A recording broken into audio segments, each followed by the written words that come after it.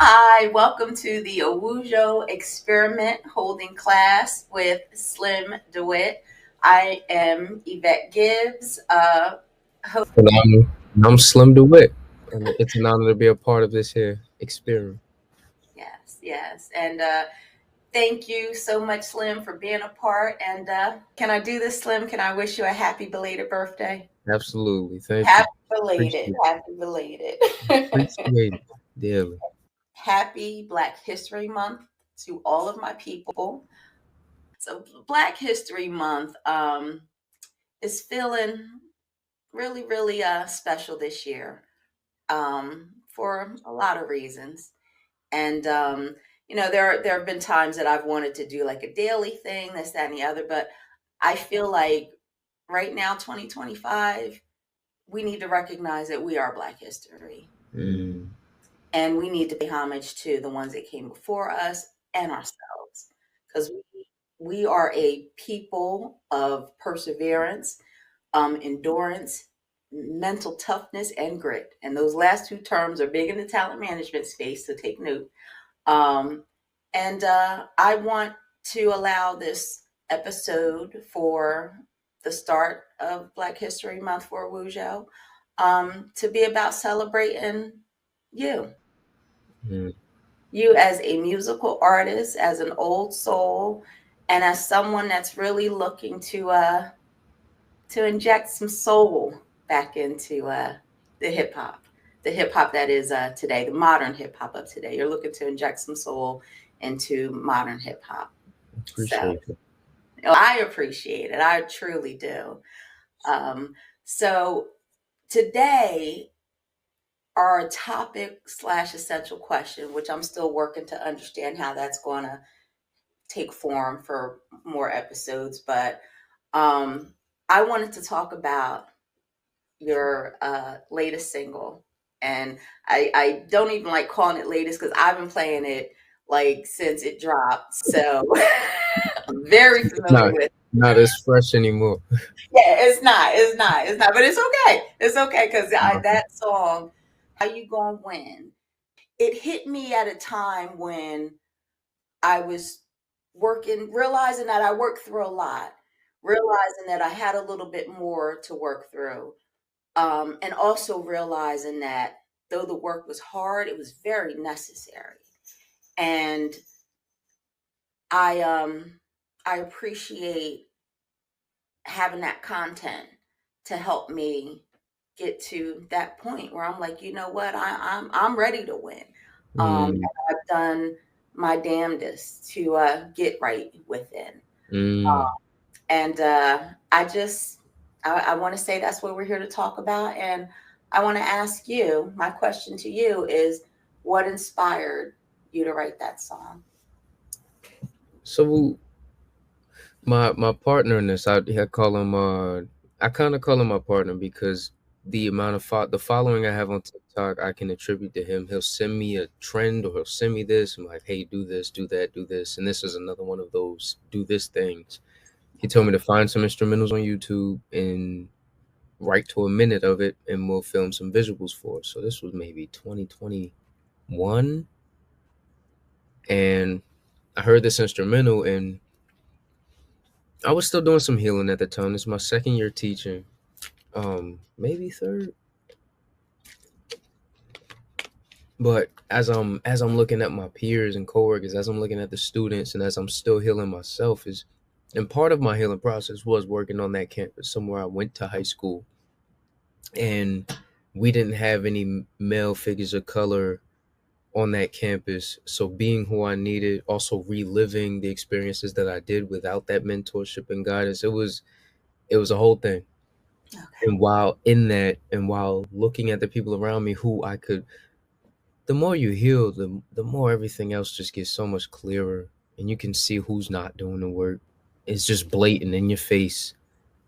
And it's not like you're holier than thou or better than them. You kind of empathetically hurt for them. Like, I remember what it was like on that side, and it don't got to be that.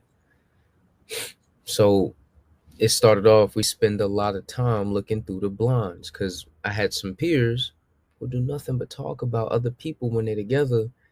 And around this time, I found myself separating a little bit from them because that's just not what I was into. I'm not here for the gossip. I don't, we speaking bad on other people. When you're not around, who you think they talking about?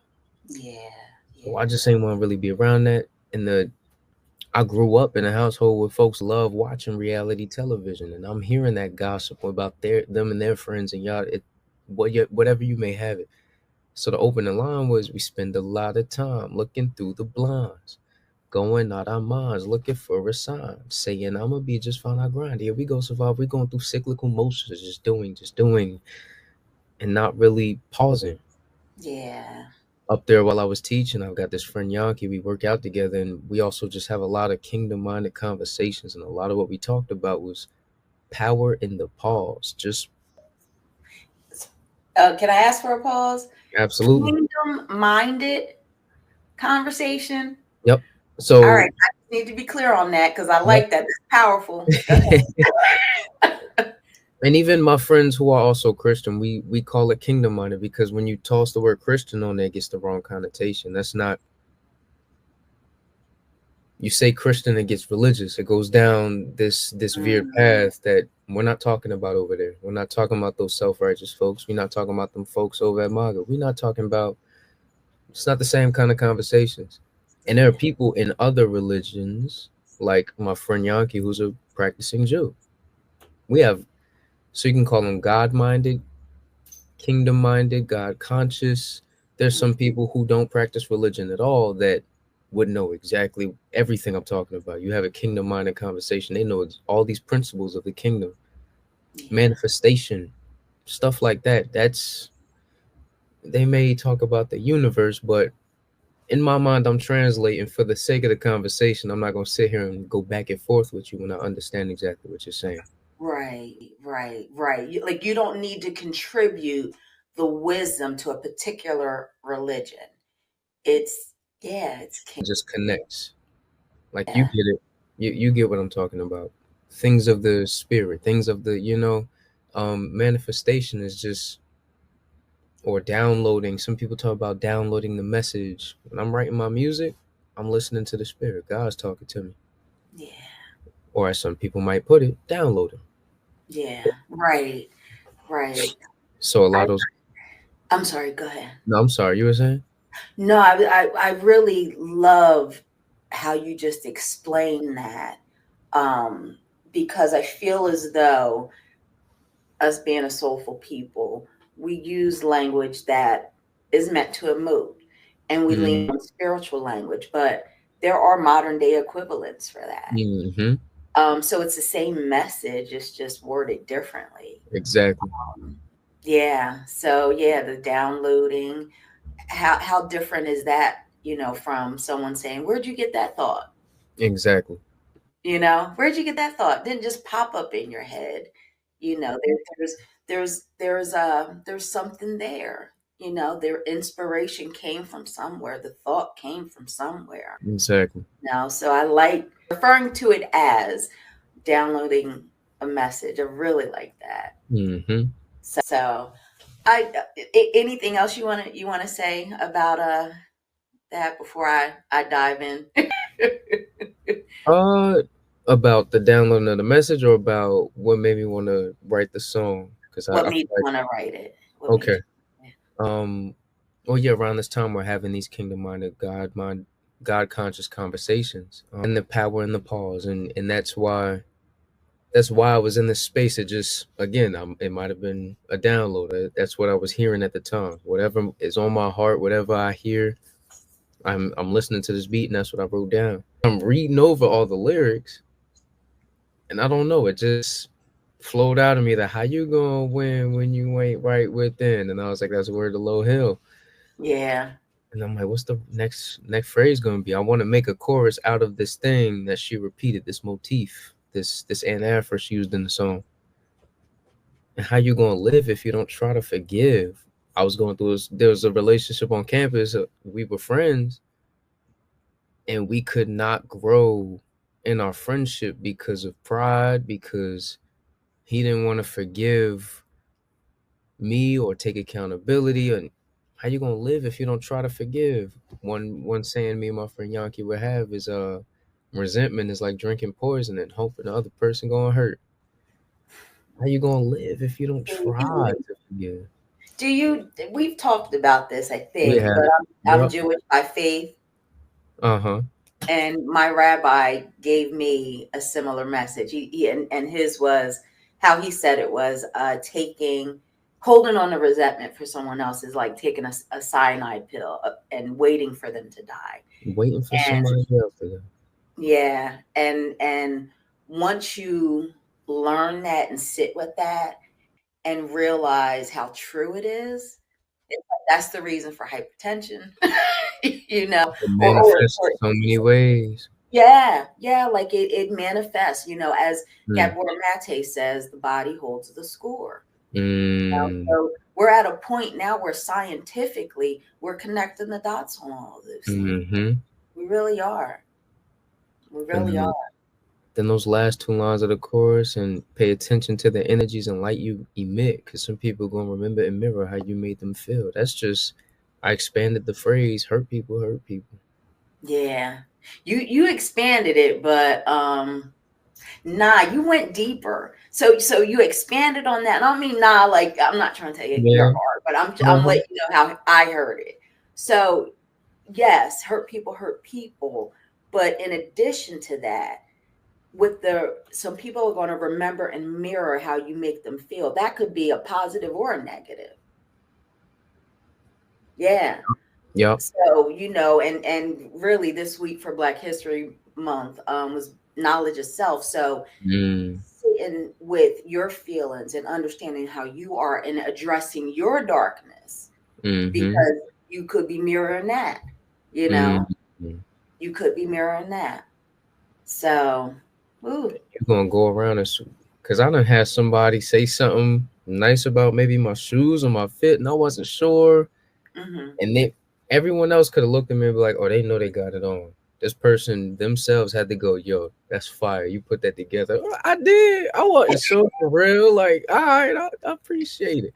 Now the next person you see, I gotta let them know. I gotta pay it forward. yes, When you yes, connect with them, you see you just lit up a fire inside of them. Oh, now they got some light to carry. You know yeah, what? I gotta get some light to everybody now. yeah, That's yeah, contagious. Why when everybody's feeling so heavy and everything feels and seems so dark, why not give a little light, you know? yeah, yeah. Let your light shine. Let it shine. Yeah, Uh, that was that little minute segment. And then while I was trying to build the catalog and stuff up the safe and arsenal of songs, he said, pick one and build on it. That was one I really liked. So I went back to it and just expanded. That's why the next verse starts, and that's word to low hill. She said, don't hide from hurt and go heal. And I just dug yeah, in. And that first bit, there was instrumental before we spend a lot of time looking through the blinds. I was like, what can I squeeze up in front of this? So I figured something that flowed. hmm And that's what's birthed how you gonna win. I didn't know I was gonna put that 10th grade class on there either. I didn't know that was gonna happen until I was actually rushing to put that song out. It didn't happen, and then I made the decision I was gonna leave. I put music all the way to the back burner. I wanted to be present for the students and like soak in all of what that experience was. So because I know I couldn't take it with me. hmm And then toward the end of the year, it dawned on why not have them say this motif, not only as sort of a parting gift, like this endeavor I'm taking off on. I want y'all to help be part of that foundation because a yeah, lot of them spoke so much life into me. A lot of them, when they asked me why I'm leaving, and I told them, yeah, that makes sense. Yeah, that's kind of where what lights your soul on fire. We can tell. What? yeah. Your kids knew you. Yeah. Yeah, Yeah. and let's talk about that a little bit because you say that class, but describe. that class and who they are and what they mean to you?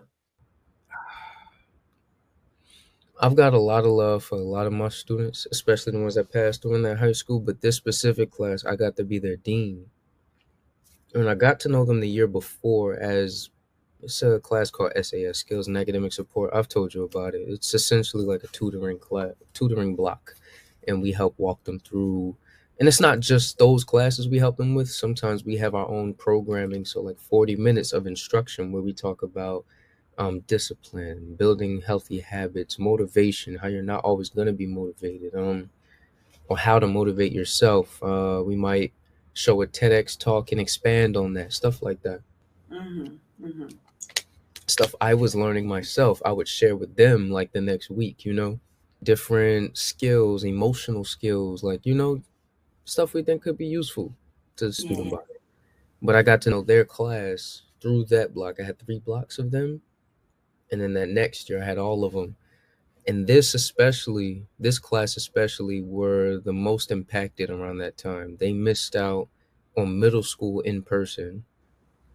Oh, okay. So their freshman year was their first time doing school in person in like 2 years. They missed out on most of middle school and getting all those just like all of that was just bottled into every single one of them, and their class was a handful. Everyone talked about them their freshman year. So when the time came for a new dean for that class, I'm like, downloaded that was my assignment, that they were my assignment. They were my Mm-hmm. they were I who else was familiar with their parents like I was? Who else knew a lot of their class dynamics like I did? Who else just for the footing, or who else taught them that's on the sophomore team? So taking them on, I knew the task that was ahead of me. And I have this rap, and the prompt was to spit straight fire. And I think I opened it up. He said, "Spit straight flame, so the flow is lava. The volcano erupted. Don't bother trying to stop it." And that's a double for like, I already made the decision that I'm leaving. It's You can't stop a volcanic eruption. That's a force of nature that you cannot. This is God telling me to walk this path. There's no stopping that, you know. Yeah. And then later on in that verse, I said, because I ain't gonna get this back. So I sit back, enjoy the ride. I was talking about giving up music for a little bit just so I could be present with them. And I said, the ups, the downs, the smiles, the frowns, the kings, the queens, the in betweens. I tell them where they crowns, cause they don't know their royalty, but but I know they'll come around. They'll come around. And that was the struggle. They all looked at each other the way they did, like, oh, this class is terrible, and we got nothing good to offer, and this and that. And my goal is to help them see the positives within one another, to help them see the positives within themselves, the greatness that I saw. And that's any job as an educator or a mentor. That's your job, is to bring the greatness that you see out of them. That's what was done for me. Um, so what they mean to me, I feel like they're a bit of a reflection of me. So that was sort of their promise. I said, y'all say this, and y'all got to hold on to this as y'all move forward as a grade. So even during some of my visits, some of the real problem folks, I talk to them, and I'm getting chills even now. I would talk to them, and I'm like, this is a whole different human I'm speaking to. Yeah. And then they'll take the time to give me my flowers. And you know, it's because of you. I really do all this self reflection, and I sit with myself and my thoughts. I'm like, what? Wow. And let me just say this. It is amazing when it comes back to you that fast. Because And sometimes you just don't know. After years and years, sometimes you just don't. right, right. Because not everyone, I'm not going to say it that way because I don't want it to come across as though I'm judging people that Hmm. don't get to that point. I know exactly Because what you mean. life starts lifing, and you could be on a path for that healing, and then things happen and they're outside of your control, and you got to deal with them. And it can put healing on delay, so to speak. Arrested development. Yep.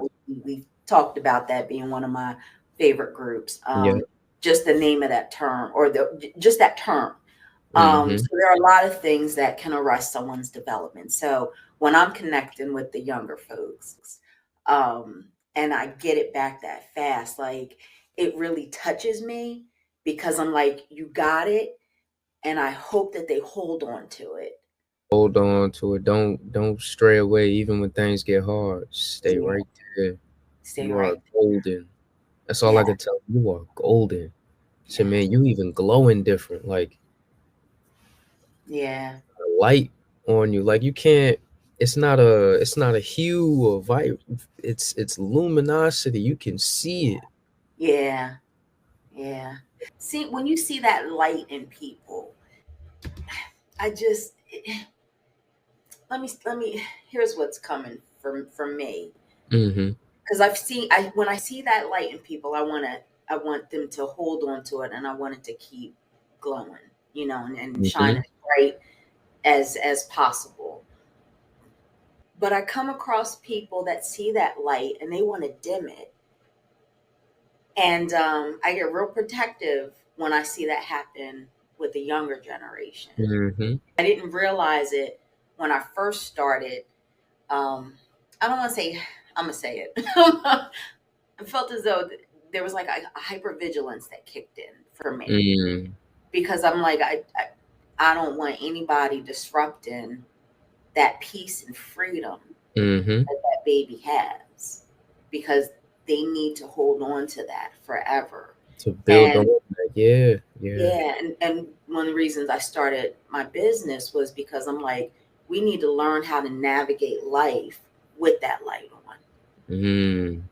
And we need to learn how to step away from folks or situations that either intentionally or unintentionally cause that. Mm-hmm. Um, and it all boils down to us staying aware and Mm-hmm. knowing yourself, loving yourself. Life is supposed to feel good. When it doesn't, there's a message there.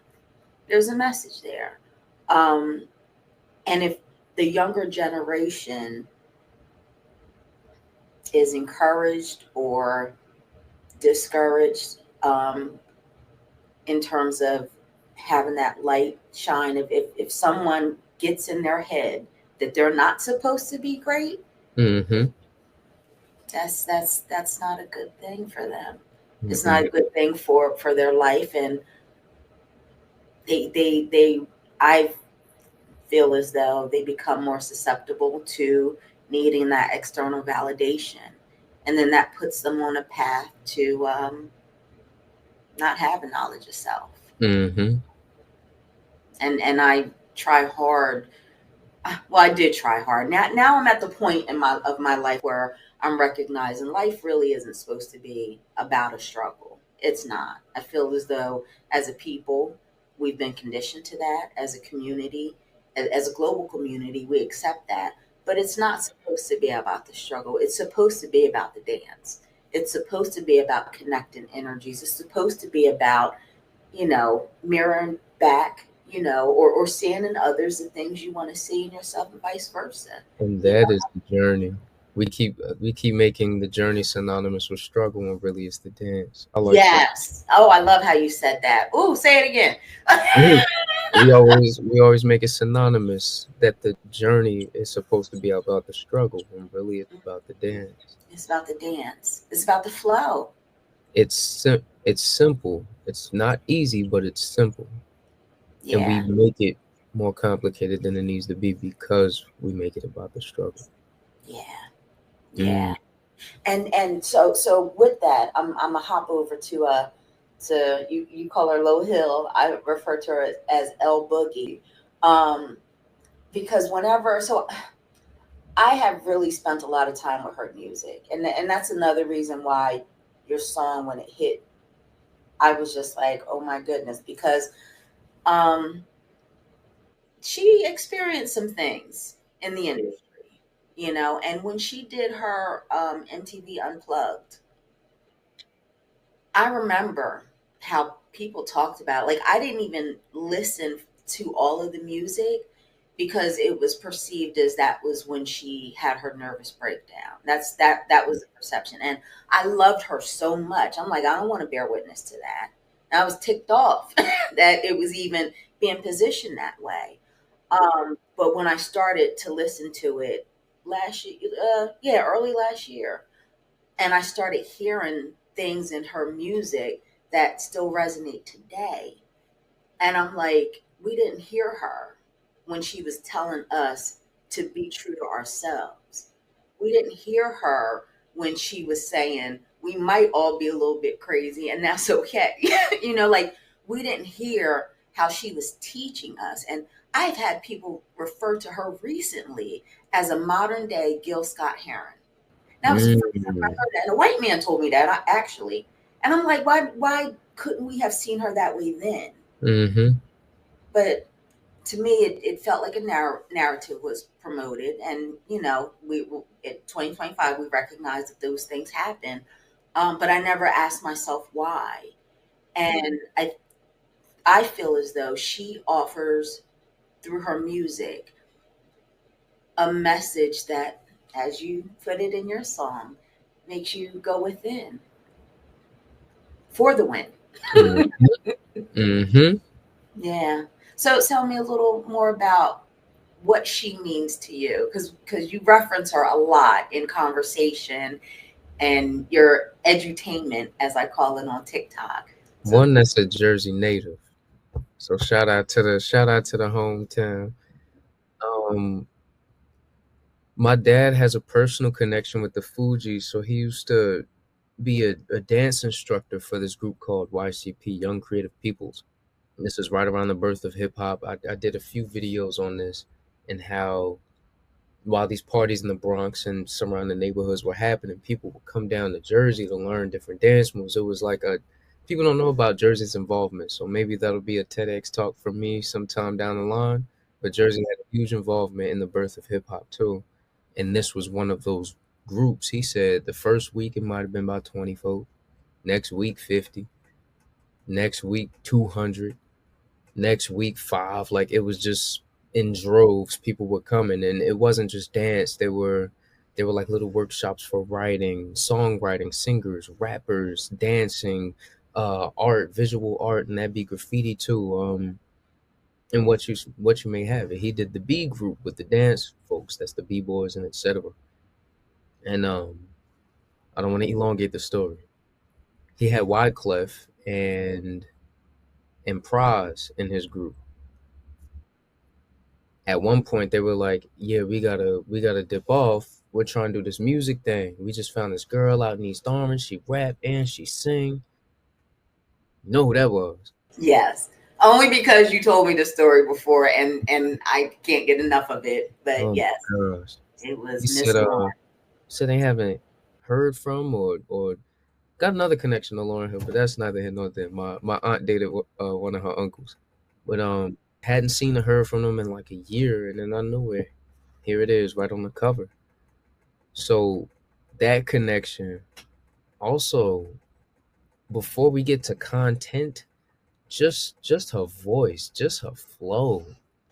Nobody really touching Low for real. In terms of female rappers, she's the top of my list. Mm, Low's got it. And in terms of all time, Lauren Hill's in my top three. She is yeah, like that. Oh yeah, my gosh. yeah. She had the number one album on Apple Music last year. Was it for Which is 2024? which is crazy. You put out one project, people be asking me, why she's in my top three. I'm like, now people can use this as an argument why she's not in the top conversation, but you put out one project and you still got that much impact on the Yeah, culture. yeah, What are we talking about? She yeah, she's a goat. She's a goat, yeah. It's like, would you? I mean, she's an artist. That creation that stands the test of time. and that's we talking 20 what 27 years now. I don't like talking about the years exactly because I remember when it came out, and that reminds me of my age. That- But yes, what are we? That's crazy. That's yeah, crazy. yeah. You but she, impacting generations beyond yours. yeah. And but that's, I think that's why it was so hard for her. Making Mm. content so hard for her because she's pouring so much of her soul into that music. And if I ever met her, I would really want to talk to her about her process. Like, what is your creative process? Literally, I have to You hear it. know, yeah, because Mm. getting right within, especially knowing, how tough that industry is, it's like she's constantly, I would imagine that she's constantly, or at least when she's creating her art, she's having to constantly question herself, Yup, yup. and as time goes on and different situations, you get new information, so you might have a new understanding. And it's like, how often does she have to revisit a piece of content when she starts to, like, I really want to know those things, because she's not making music for money. These are soul projects for her. Mm-hmm. And another reason why I love your music as much as I do is because I hear that. I hear that. And Slim, I have created my own little playlist for you because I had to bring your boys in. So I got KK and Mm-hmm. Cody. I call them Hall and Notes. Check out their music and you'll understand why. And uh, Big Mike the Virgo. Mm-hmm. Um, like, I'm so impressed with their art. I'm so impressed with it. I really, really am. And like, to know that, I don't know where they're from, but in my mind, I connect all that to Brick City, So for me, Mm-hmm. I'm like, Lauren, did she influence this? Like, if I ever get the chance to meet them, I do want to talk to them about how she's influenced them, because I hear it. Mm-hmm. The one song that you're featured on with Cody, "Robbing Me Blind," that is Mm-hmm. my ish. That is my ish. That's the first rap I wrote as I was healing from eye surgery last year. Okay, First verse I wrote. wow. That song is amazing. I mean, it starts off amazing. I love how Cody just how he sets it up, and you come in and you're like, I can tell you're feeling his Mm. message. Like, and that's what I love about how you are featured on things. It's not you coming in and taking the mic and making the song, pop. Like, you're feeling it, and what you're writing is connecting to the artist, the music. It's special. Before any And words come out of me, I gotta play the project back at least once or twice. okay, well, it shows. Just gotta play two, three times. Like I have to listen to it over and over. Yeah, yeah, you're not just, it doesn't feel as though you're saying, I'm gonna put some fire on this. You're like, what does this mean for me? I was about to say because it's not my song. I'm here to support whoever asked me to be a part of this. So how can I help upholster the message that the original vision and message you've got for this track? Yeah, yeah, and it comes through. It does. Ooh, yeah, Robin B. Me Blind is, that was some, and that's one of the reasons why I refer to them, because I mean, they're white, but Mm. I refer to them as Hall and Oates, not because they're white, but because they are, as I refer to them, lightly melanated soul singers. And I use that term because Daryl Hall does not like the term blue-eyed soul. Like, that annoys him. He's like, why do you want to associate that with like a color? Like, it's stupid. And I Hmm. think it is too. So with Cody and KK, it's who they are. I wouldn't call them blue-eyed anything. I call them soul artists. Hmm. Soul musical artists, musical soul artists. I got to find a way to bring that together, because it's not about color, Hmm. and Cody makes that really, really clear with how he sets up that song. It's not about color. It's not about color. So yeah. Oh my goodness. So and actually, perfect segue into the third thing that I wanted to talk about was healing through musical art. Mm. Um, and the two songs I have down are Growing Up by KK and Glowing Up by Cody Lee James. Uh, grow, Wow. growing up, that song, it's hot. It's fire. It's hot. I love it. I love any time that you put like a rock beat with some amazing bars. So like Trick Daddy's Let's Go. Like that's Yeah, I love that song. that's I a cut good up one. when that song comes on. I do. So I was feeling that. But the lyrics of that song are just like, whoa, like nobody wants to grow up. There used to be a term that was used often, people didn't want to adult today. And to me, like that song embodies all of that, but it also shows that growing up isn't an age thing. It's really about maturity, so we're going to always swing back and forth, you know. So talk about that a little bit. Just using music to heal, and if you want to specifically reference, what you did on growing up and glowing up, feel free. It's funny because people ask, not ask, but one of the practices of healing, right? Part of that journey is journaling. Um, I try to talk to God often.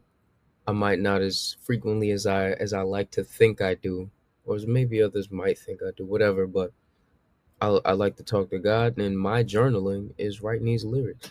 Sometimes if I got some on my heart, it'll come out as a short little 4 bar stanza, like a little haiku, boom. And that's just how I'm feeling in that moment. I was able to write it down, and I feel myself harping on it a lot less. Gotcha. Um, but just writing, and that's shout out to my boy Dill, who back when I was 17, experiencing my first breakup, and I had all these emotions and didn't know what to do with them. And then later that year, my cousin was shot and killed. I didn't know what to do with all of that, so he asked me if I ever tried poetry. So that's around when I was 17 is when I first started writing the beats, rapping. First rap I ever wrote was to Power Trip by J. Cole, and it was about my breakup. And that has been a huge catalyst in my healing, especially when I started on the journey to, because it was after that breakup when I was 17 in high school.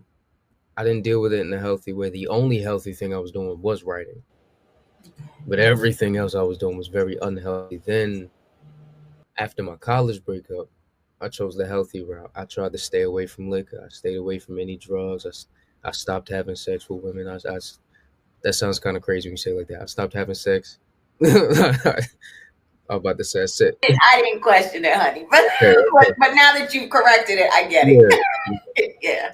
I stopped with all intercourse because I was hurting everybody I came in touch with. I was, Mm, again, hurt people. And a lot of those lessons, a lot of those things started ringing so much truer for me as I took this proper path to healing, if you will, the one I didn't take last time. Then I found my writing evolved in a way I couldn't even imagine because now I'm feeling all the feelings I used to run from. Now I'm yes. becoming very familiar with all these scary feelings. What was it we talked about with this podcast? What we want to do? We don't want to just smack it in your face, but we're gonna make it a little easier to approach. Yes, I don't have it right in front of me, You but know, it yeah. was. I think the line that you had gave for it before we started recording Uh was huh. that we're gonna get through this. Mm-hmm. We're gonna get Yes, through it. yeah, and And getting through it. Go ahead. I'm sorry, honey. it's scary starting. I was just gonna say it's terrifying to start, but once you're really familiar with these feelings, with these emotions, with these experiences, it's not as scary. Right, And you're a little more susceptible to want to get through it. right. When you're in the dark, you just, oh, I just want it to be over. I just want it to be over. But power in the pause. Like imagine a dark, creepy tunnel with rats running near your feet and you hear water dripping and it's all the walls are slimy and you don't even see the light at the end of the tunnel. You're just trying to rush, rush, rush, get out of there. If you just take a moment the experience of getting through it doesn't have to be all bad, because now you're a little more comfortable with your surroundings. Now you're a little comfortable in the mess. One of my favorite Jasmine Mann's quotes, she's a poet from here in Newark. Stop looking for light at the end of the tunnel and find God in the darkness. Mm, Now, while you're in that darkness, you find peace. We in life love to strive toward happiness when happiness shouldn't be a goal, because happiness is a emotion, it's a feeling, it's fleeting, it's gonna yes, come and go. yes. But finding inner peace, that should be the goal.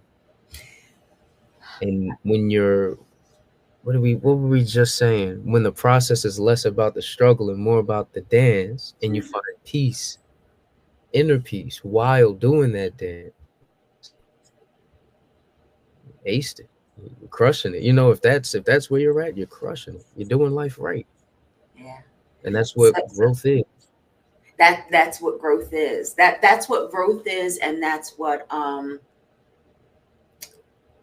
that helps to shape us. Like I do, and so I don't want. I love J. Cole's line. There's beauty in the struggle, because there is, but we don't want to stay there. Like there's beauty in the struggle and getting through the struggle. Who you become in that struggle, who you have to turn into in order to get through that struggle. Yeah. And that's All the that's things. where. Go ahead. I'm sorry. I just said all the things. Yeah, yeah, and that's where, so to go back on the two terms that I gave that are related to the talent management space, mental toughness and grit. That's what that's about. Those are things that you can't train for that. You got to go through Can't through that teach that fire. either. Can't teach that. Like that you have to get through it. And when you get through it and you come out on the other side and you look back, you're like, I am a bad mamma jamma. Bad mamma jamma. Hmm. I was talking about this Yes. to my students, not the exact same thing, but how we got students that, and I can empathize with this because I tried to do it myself when I was in high school. Just put on this air that you're hard, and and that ain't you. You come from your house earns a six-figure income, bro. That's not you. You don't come from that, and that's okay. You don't want to come from that. Yeah. Like teachers make jokes. Let's drop them off at a random corner on some from New York at the corner 30 something, and I'm like, they wouldn't last. They wouldn't last. But Yeah. that was a process I had to undergo. Somebody approaching me to rob me was something I had to undergo. And what did I do as a response? I got the story to stand on. So anytime somebody try to approach me, if he couldn't do it, you definitely ain't about to do it. Look, this guy Got had bandana on, teardrop tattoos. Like I was shook to my core. Had the bag on his back. I didn't know what was in there. But I'm not leaving without my bike, man. It's not happening. If I'm not going home with my bike, you not going home with my bike. it. I I've been said, I I've talked to been them. We ran around in circles for 20 minutes outside in that heat. I tried to talk him out of it every which way. It's in the mm, 50 years when I was rapping over YG. I'll climb the formers and ladders to find reformative measures. But sometimes violence only language people speak, so we answer. But it took being in it and going through it to learn that and to grow that and to develop that and strengthen that yeah. bone. But you can't teach that. No. And so I've been robbed before. Mm, And I was impressed with how I handled it. mm, I don't talk about it a lot. I don't, but I remember having I had went shopping. It was around the holidays, mm, and went shopping, and I had bought myself some nice gold earrings. I bought them in Philly. In Philly, it's probably off of Market Street. Um, but I was working at a laundromat at the time, and this guy knew where we kept the money, and he came over and he had a knife, and he let me back up. He came in, he was acting as though he's picking up his laundry. And when I went to get it, he was behind me and he had a knife, and he was like, "You don't want no problems, give me the money." And I'm like, I'm not giving up my earrings unless he asks for them. Mhm. So if he don't ask for nothing in my wallet and my purse, he's not getting it. And all he wanted was that money, and that's what I gave him. And he left. Because a And lot of people panic and will go for anything of value. right, That uh-huh. right. And Uh-huh. I was probably 19 when this happened, but something in me said he's not getting my bamboo earrings because that's my first pair. And yes, I am playing on LL's, bamboo earrings. But I'm like, that's my first pair. He's not getting them, and because I put a lot of work into getting them earrings. I'm like, he's not getting them, so I didn't panic. I paid attention, and this is where, and I use this line a lot. Where Rock, Power Book 3, Raising Canaan, she says, don't be afraid, be aware. Mm. So in that moment, yeah, I know it was serious, but I was like, I'm not giving this man everything. Um, and he got, I think it might have been like $40, and I still have my life. Mm-hmm. But when you go through that, like you said, it's like I don't even talk about it because one, I don't like to talk about it. Mm-hmm. Um, because obviously the person had needed that money. Like Mm-hmm. if he really wanted to hurt me, I would have been hurt. Mm-hmm. But he just wanted that money. So whatever his story was, he showed me some, I don't want to say grace, but some leniency, Mm. yes. But yeah, when you go through that, it's like it changed me, but not in a bad way. It just, like Not I in a said, bad way. aware. It made me very aware. So I don't give people more than they asking for. Mm-hmm. When situations are tough. And now you're a little more keen and hip that if that sort of thing is coming, you can see Yes. them. Mm-hmm. Yeah. So yeah. And so I wanted to go back to what you had said about your friend suggesting that you start journaling. Mm-hmm. A lot of people don't realize this, and this is something that I've learned, and I may add some resources with this podcast because I think it's important for me to put these different content creators out there. But there's a woman by the name of Brianna McWilliams, and I may have that name wrong, but she has a YouTube page and she's into like art therapy to help with healing. And she, I learned through her content that writing is like one of the most basic forms of creation. So that's where we get an opportunity for the creator in us to show up. So when people journal with typing, I mean, having that outlet and getting it out is good, but when you write, it's different for you at the soul level. Mm-hmm. So for your friend to suggest that, and for that to be where you are, and what has brought help to usher in peace for you is a beautiful thing. And another thing I want to say too about your cousin, I just learned this from, hold on, I got to pull up this man's name. So I was in Princeton this weekend when they were doing their Black History.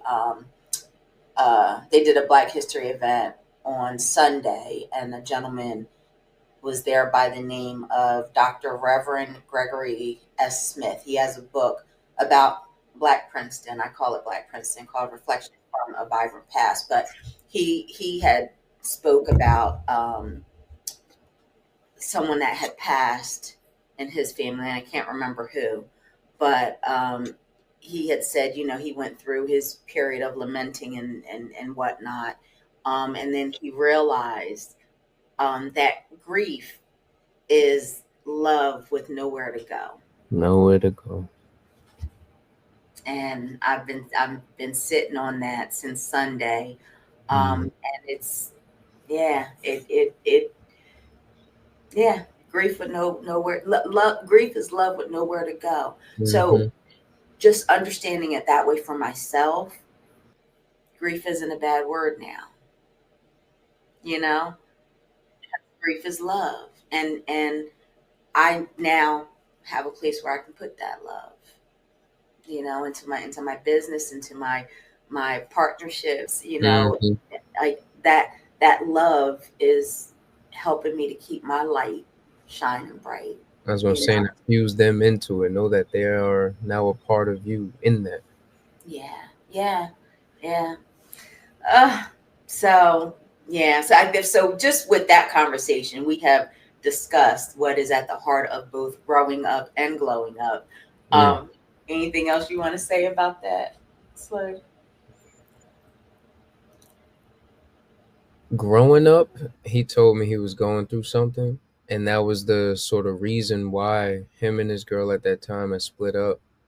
And if I could speak to the pain of not wanting to release who you are, and it's funny you brought up grief because my boys got redefining black masculinity. It's a page where it's funny we talk about it. We're all redefining. That's a part of our identity now. We are growing and learning and shaping. We're releasing toxic masculinity. What we've been taught, we're relearning so that the next generation, we're now those spearheaders. So we lined up right behind him with this project. And he did this series where he interviewed a bunch of us to talk about grief. And me personally, I hadn't faced heavy griefs like this. So I couldn't speak to what a lot of people in there were speaking on. And they said, "Ooh, this would be a good one for you." And this goes to actually both of those songs that you bring up. The question was it like grieving your past self? I said, "Ooh." And I tell my girlfriend this all the time, you have no idea who I used to be. Mm.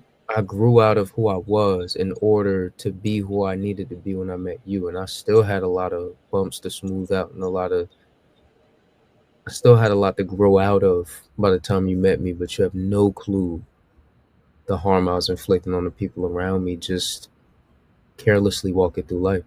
It's hard for me to believe that you were, and I understand, you know, that life can bring out some things in people, but it's really hard for me to hear you say that because I you are appreciate such you. a light. You I are. think my essence has always been what it is. Like my light has always been that, but I didn't tap into it. And I've always confused. I've always been confused. Like all these amazing people I've been connected to for all these years. Why the heck did they stick around when I was this person? I think because they saw that in me and they wanted to see me through to who I'm becoming. But answering that question, it was like it's a whole lot of grief that goes into growing out of who you used to be because we are creatures of habits. We have these things that we do and we sort of help use them to help define us, you know. A lot of Hmm. people, we can identify the folks who haven't done the work. It's like, oh, I'm just this way, but you don't have to be. Right. Right. And that's the part. It's first of all the awareness. Oh, this thing that I keep doing is harming a lot of people around me. Or like it might be a little joke, or we might laugh about how crazy I went this past weekend, but and like no one might point anything out, but then I have a moment of self reflection, that awareness where it's like I don't want to be that person no more. Right. I, I'm tired of being the butt of that joke. We can laugh about the past instances, but I'm tired of this being recent. Yeah. I don't want to be that anymore. And there's power in that. And you have the power to change that. And that's what I come to learn, that habits are just disciplines, repeated action over and over again, and then you are that new person as you're doing the different thing. Right. Even now, I don't partake in substances like I used to, and that's I don't know if that was a conscious decision or so much. Maybe years ago when I kept praying, God made me more like you. Maybe it was. Hmm. I don't even crave this stuff anymore. Like I don't. When I'm out drinking, I got one or two. I don't even want any more than that. Like it doesn't do what it used to for me. Yeah. But also grieving the person who used to love doing that and being the wild child, the one everybody got a story about, this wild person. Yeah, he used to be wild, and now I'm just scratching my head. What comes with that is I guess going through a tunnel, but you don't know what's on the other side. With change, the reason we don't want to grow and want to change is because we don't know what the other side looks like. We don't know what life looks like with us as this new person. And that's scary. There's comfort in familiarity. We don't want to lead us. Like, what's over there? I don't want to. How about I just stick to what I've been doing because Yeah. I Fear know of the that. unknown, fear of the unknown. And like there's a saying, and I can't stand this saying, but the devil you know is better than one that you don't. And that's not exactly what we're talking about, but it's that same mindset. Mhm. That same mindset of, well, I've been doing it this way for so long and it works this way, or I've been receiving this treatment for so long and I'm used to this. It's if you gotta justify a, Mm, a bad behavior or misbehavior, if you got it just right there, there's a problem. If you hear yourself trying to justify why you tolerate bad behavior, you need to stop. And not I'm not saying stop what you're in or that situation, but take that pause and I'm gonna do it. Do those intermissions. hmm. Uh-huh. Intermission to do those intermissions Yup. because there's something there that you're not aware of and you have an opportunity, but it And takes awareness work. too. It takes work, and it Awareness is takes. just the first step. Yeah, right. It's just the first step because it when you recognize the thing or a thing as being a block for you, getting in the way of your success, your progress, whatever it may be. Sometimes when you get to realizing what's needed or that something needs to be removed, it can be hard to make Mm, that happen, mm, especially when it's something that's very familiar. It's someone that you love. You've gotten used to life being a certain way. And to have to acknowledge a thing that may change your routine, can be scary for some people. And, this kind of goes back to what we were saying. We get used to the struggle. So if we start to recognize struggle as a way of becoming aware of a disconnect or something that again is holding us back, then we'll want to start looking for that flow, yup. or aligning with that flow. So, self-awareness helps us do that. It helps us to recognize when we're on that bumpy road, and Exactly. and either get off the exit to something smoother, or switch lanes, whatever it takes for you to Hmm. get to a better place in that moment. You just spit one of the closing bars of Yeah, growing up. go ahead. Go. That's what I said in growing up. I start the verse. I just want to stay a kid, and then the verse is me juggling with, oh, but it's scary and it's so much responsibility. What if I mess up? And I've even already lost some friends because I've messed up. And then the ending of the verse was like, well, I'll do whatever it takes. And then it goes into the chorus. Well, enough's enough. Hey, if it means I'm gonna be a better person to the people around me, I'm gonna be a better son. I'm gonna be a better brother. I'm gonna be a better friend because of this. I'll do whatever it takes. Yeah, it's I'll do worth the whatever it work. It's worth Mhm. the work. It is. Oh, I love it. Mhm. Ah, so Slim, we're going to have to come back to one thing that I had wanted to discuss, which was Gardner's influence on your boarding school. So Gardner, I believe his first name is David. He has the theories of multiple intelligence, um, Mhm. and I don't think we talked about this much, but Mm-mm. I learned about his work maybe almost 20 years ago. Almost Mhm. 20 years ago. And I know it was almost 20 years ago because a friend of mine who's been in my life for 19 years is the one that introduced me to it. And as I was so stuck on, and I don't have a degree. I don't have a college degree. Life is life, and Fooled you me. know, huh? Fooled me. I fool a lot of people, which is why there's a lot of guilt associated with that. And one of my professors, because I do have college experience, Mm-hmm. but I remember one of my professors saying to me, Yvette, you're too intelligent not to have a degree. Mm-hmm. Like, and when he said that, I mean, this was a while ago, but I was looking at him like, what does that mean? I know now because, people can use that to their advantage. They can use that to justify lower Yeah. pay, Yeah. a whole lot of things that, just keep folks suppressed. Measure me on what I provide, what I offer, Mm-hmm. because that is of high value. But this person in my life that introduced me to Gardner's theories of multiple intelligence, like if I didn't have that to lean on, then I think I would have pushed a little bit more for that external validation and wouldn't have been able to really know my worth, honestly. Mm-hmm. Like it got to a point where I'm like, they don't even know how to factor in my intelligence, so I'm not going to worry about it.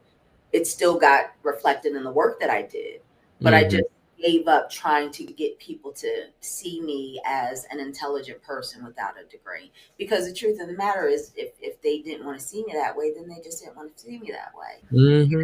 So that touches on, the knowledge of self. Like I really had to get to a point where I'm like, I know what I offer, I know what I bring. And I've worked with a lot of people that, made I helped them make money, I helped them improve a whole lot of things because of this brain of mine. So when I learned that your boarding school, and can you say it just so we have it on record for people? Chapel Hill, Chauncey Hall, Okay, and that's based in. Waltham, Massachusetts. Okay. Mm-hmm. Um, when I learned that those classes were influenced by him, I'm like, I'm so glad to know that there's a school that is helping children to see that. As I said, And that's part of that SAS class too, helping students, helping bring awareness to their style of learning so that if a teacher might be teaching one thing one way, that could be a conversation, or they can find a way, even themselves sometimes, to translate it into a way they can understand, you know? mhm. With the goal of educating, not Mm, not indoctrination. there So you go. so that's what that meant for me. When I saw that, Mhm. I'm like, this is why this young soul just speaks to my heart, because you were not, that's what was offered to you, you know, not thinking, not being placed in a box, like really understanding who you are. And I think that's so important. So Mm, important. Not think, I know that that's so important. Because if you don't know who you are, then how can you expect anybody to help you figure that out? They'll mhm. tell you who they expect you to be, want you to be, what you mean to them, etc. That But goes to the you got to second know. verse, the glowing up verse. I was living in the projections of everybody else. My friends, who do they see me as? My family, who do they see me as when I'm growing out of that? I don't know yet what I'm becoming, but it's not who that was. Right, Yeah. right. And you got to meet yourself, Mhm. and I'm so happy that you have done that, at such a young age, because there's a lot of people in my generation, and myself included, that we didn't get that. And we'll talk about more of that in future episodes. We're not going to do all of it in this one, Uh-huh. but all of what we have talked about today has been about going within and knowing who you are, and that brings us back to you're single. I do have one question about that, and I was Okay. going to sing it, but I'm not going to do it. The beginning of that song, what is that? The chant, and Is it a I want to do it. Ikata, yeah, That's ikata, funny. ikata, ikata, yeah. What's funny is that was around the time I was growing as an artist, and I think I was doing a lot of listening to Kendrick too. And I used to front load and load all my songs with so many words. I'm like, it's the message. I have to get it out. The people have to hear the words. When sometimes you could just let a chorus be, ka-dun, ka-dun, ka-dun. And that's that was one of my first experiences with having fun with a song, and just allowing whatever naturally came out of me pop up on the song. Oh, it So sounds like a language.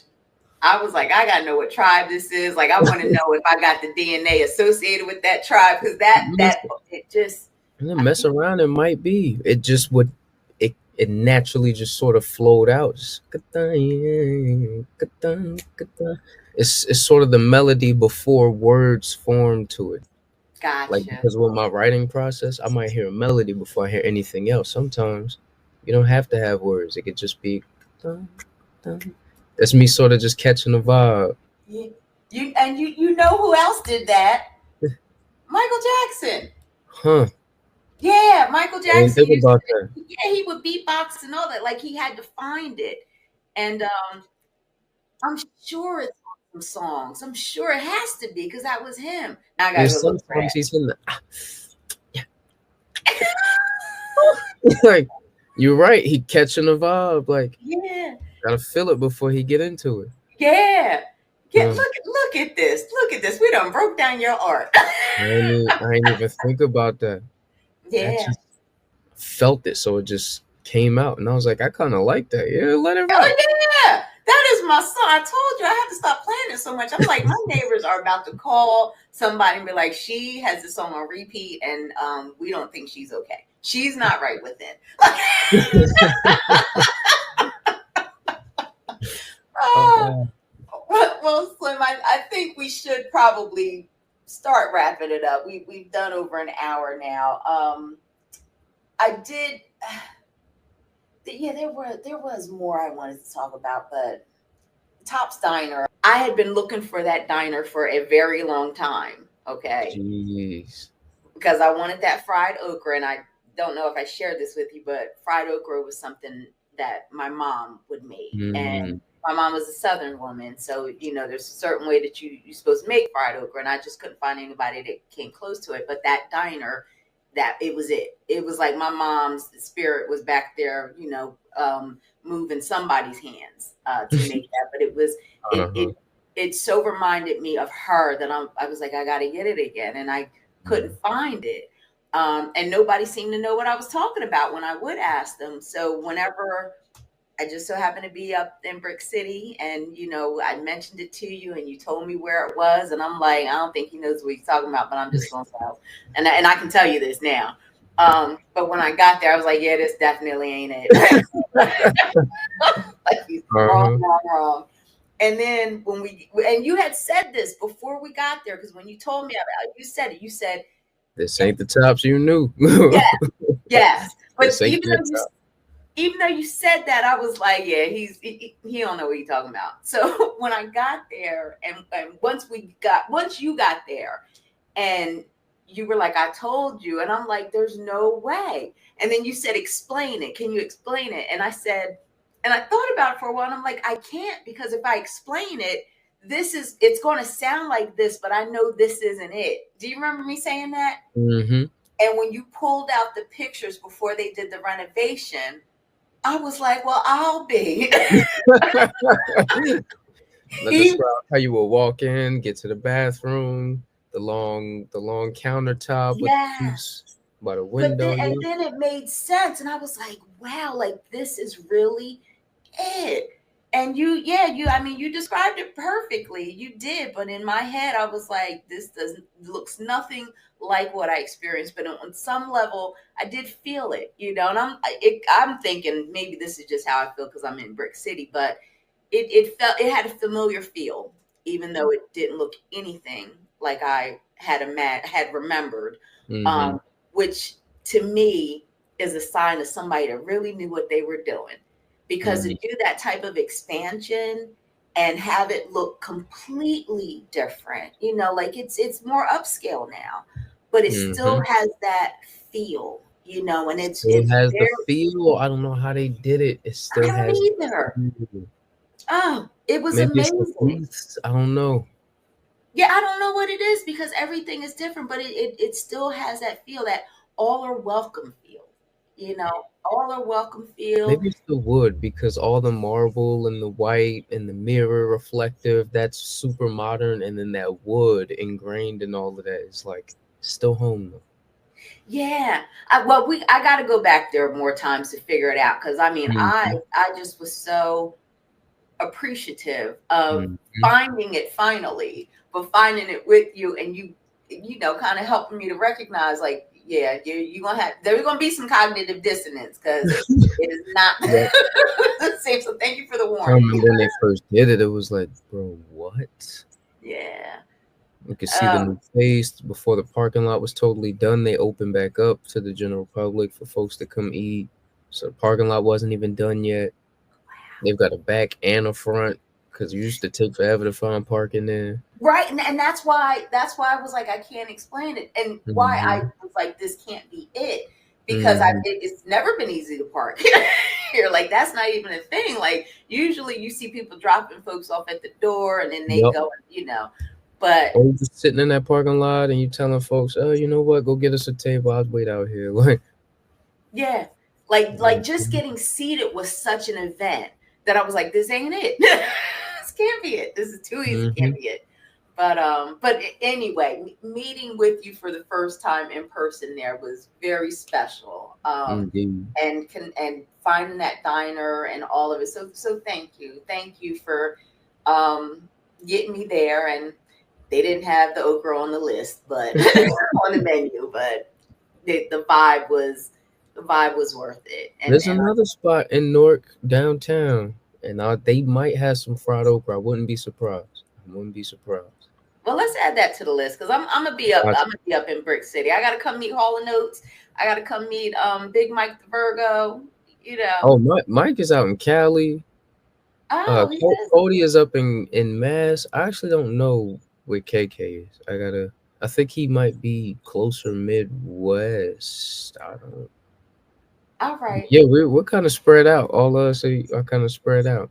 I see. In my head, y'all was just sitting somewhere in a Brick City venue, just talking and collabing. That would be dope. Nah, this and I have yet to really have that studio experience where we're bouncing off and building and creating something fresh and new in the studio because I'm part of that new generation where you just send the song, you record with your stuff, and send it over to their camp, and they mix, and Yeah. that's what my experience with collaboration has been. Okay. Wow. And Yeah. now knowing that puts a whole new light on things because the way that your features connect with their music, I Mm. just I assumed you guys had to be in the same space. That's why I have to play it back over and over. I want to get there wherever they were. I want to get there Gotcha. and be there with them as I before I even touch the pen and pad. Yeah. Like I'm. Well, to me, mission accomplished because Thank you. you did the darn thing. I'm gonna try to stop curse. Mm. I'm gonna try to cut back on my cursing, Slim, I because can respect it. huh? I said I could respect it. Okay, because I like sometimes I gotta just drop the curse words. They're there for a reason. Yeah. They have Sometimes their place. expression is expression. They got to come out. Well, Hmm. go ahead, honey. I'm sorry, I didn't mean to I cut you just off. said, mm-hmm. All right, well, we're going to wrap it up. Week one, Black History Month, knowledge of self, and going within so you can win. How you gonna win if you ain't right within? Mm-hmm. Um, please, folks, listen to it. Let me know how you feel. Let him know how you feel. Let us know how you feel because I feel like that song is really it's worth sitting with for a Mm. while. It's worth sitting with for a while. Um, Next week, we are going to talk about mental toughness and grit. So we'll expand on that some more. Week three, I want to talk about the matriarchs, the first ladies of hip hop. And week four, I'm not going to say. But I will say this there's going to be a call to action for TikTok University. So, Hillman talk. what'd you say? I said Hillman talk. Film and talk. Yes, there's going Uh-huh. to be a call to action. So I hope. the staff and faculty of Hillman Top University, check this out and, drop us a note. There will be a call to action for week 4. And we're going to be we're going to be asking for the staff and faculty of Hillman Talk. Is that what it is? Hillman Talk. Uh-huh. I'm gonna keep screwing this up. Of Hillman Talk University to let us know if any of the what's been discussed today resonates with you, and expand on it. Expand on it. This is Holding Class with Slim da Wit. And thank you again for being a part of this experiment. Yes, and we're gonna keep doing what we do. All right. Well, thank you for those who have watched, have come this far. Thanks for tapping in. Like, comment, share with your folks if it resonated at all, like you said earlier. And we'll see y'all next time around these parts. All right.